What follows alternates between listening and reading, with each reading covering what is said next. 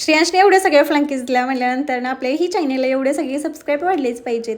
सकाळी हेल्दी नाश्ता झाला, गोडही होता, पण अजून ही गोड खायची इच्छा होती म्हणून असा काही शिरा बनवला. मम्मीच्या तर चव येणार नाही, पण साधा सिंपल असा काही बनवून घेतला होता. घरातच शिलाई मशीन आहे म्हटल्यानंतर म्हटलं घरातच असा काही ब्लाऊज शिवून घेऊया. तर मी असे काही म्हणजे असं कटिंग करून ठेवलं होतं. तर अशा प्रकारे मी काही कटिंग करून ठेवते बघा. आणखी गेल्या वेळी तुम्हाला दाखवलंच होतं मी कुंडांना कशा प्रकारे पेंट केलं. तर मी त्यामध्ये रोपं लावलेलं आहेत. तर तुळशीचं झाड हे घरात समोर असलंच पाहिजे, कारण त्यामुळे खूप आज पॉझिटिव्ह एनर्जी येते. त्यामुळेच तर अशा सगळ्या मी अशा कुंड्या लावून घेतल्या होत्या.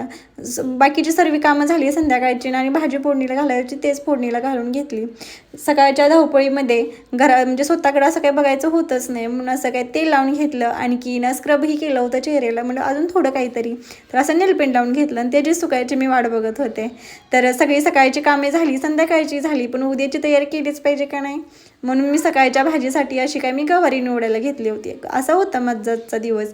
तर इथेच व्हिडिओ एंड करते. चलो बाय.